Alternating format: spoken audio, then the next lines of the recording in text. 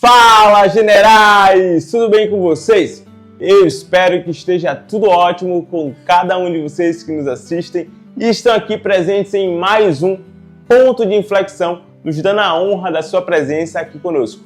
Antes de iniciarmos o tema de hoje, que está para lá de especial, eu gostaria logo de cara de te pedir 3 coisas muito, mas muito importantes para a gente, que é o seguinte: curte esse vídeo, compartilha essa mensagem e, claro, se você não é inscrito ou inscrita ainda nesse canal, se inscreve aqui agora nesse botão vermelho, porque assim você nos ajuda a chegar a muito mais pessoas. Fechou? Combinado? Agora chega de assunto e vamos finalmente entrar no tema de hoje, que é o seguinte: você, é isso mesmo, você que está me assistindo aí nessa telinha aí, ou do celular ou da TV, você já pagou a dívida de alguém? Ou você já perdoou a dívida de alguém que te devia?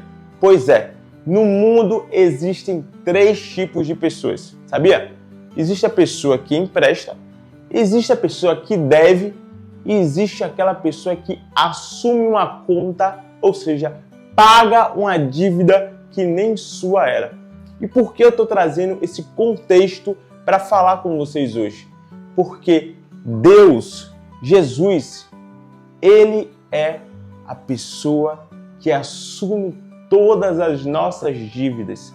Ele é aquele que assumiu todos os pecados que nós cometemos para que a gente não tenha dívida nenhuma, para que a gente não carregue nenhum fardo que Ele não colocou sobre as nossas vidas. Então, Deus, a todo momento, e a palavra de Deus, em todo momento, ela evidencia pessoas, personagens bíblicos que assumiram dívidas, assumiram contas que nem eram suas. E a pergunta que eu tenho para te fazer é a seguinte: em que personagem você quer estar? Em que lado você quer estar? A pessoa que deve, ou seja, que pega emprestado, a pessoa que empresta, ou o que assume a conta, o que assume a dívida e bate no peito dizendo: deixa comigo, deixa que eu irei assumir essa dívida, porque a dívida que Deus assumiu pela minha vida, ela é tão grande que ela é impagável e por isso eu sou grato em todas as coisas. A passagem de hoje, ela está em Filemon e conta uma linda história em que existem 3 personagens: Filemon, Onésio e quem mais? Paulo, o apóstolo Paulo. E você vai entender um pouco melhor sobre o tema de hoje agora em Filemon, a partir do verso 17, que diz assim: assim, pois, se me tens por companheiro, recebe-o como a mim mesmo. E se te fez algum mal ou te deve alguma coisa, põe isso na minha conta. Eu, Paulo, de minha própria mão escrevi essa carta. Eu o pagarei para não te dizer que tu mesmo te deves inteiramente a mim. Sim, irmão, eu me alegrarei de ti no Senhor. Revigora as minhas entranhas no Senhor. Confiando na tua obediência, te escrevi, sabendo que ainda farás mais do que digo. Só para você entender o contexto dessa passagem, aqui Paulo estava se referindo a uma dívida de Onésio, que, de acordo com as Escrituras, devia algo para Filemon, pois ele poderia ter ali roubado algo de Filemon. E Filemon, ele queria que Onésio pagasse por essa dívida, pagasse pelo que ele fez, ou seja, pagasse pelo erro que ele cometeu.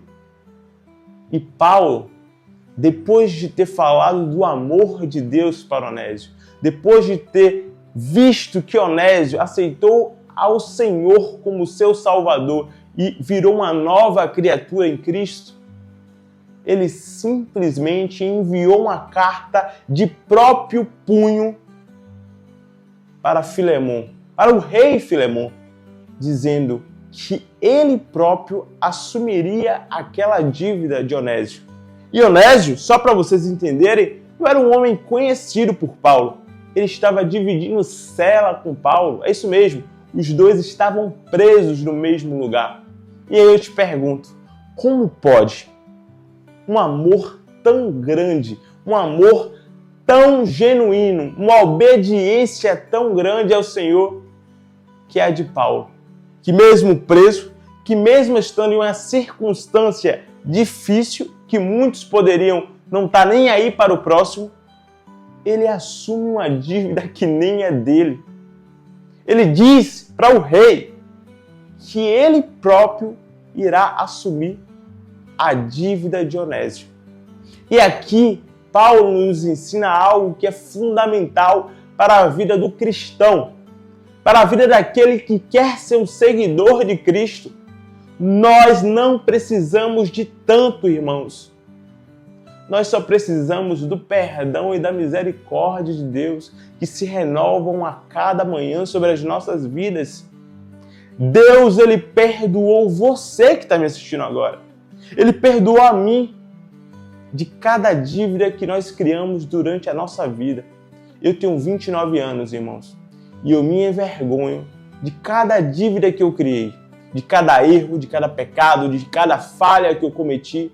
Mas Deus, diante da sua misericórdia, Ele entregou o seu único filho para pagar todas as nossas dívidas aqui nessa terra.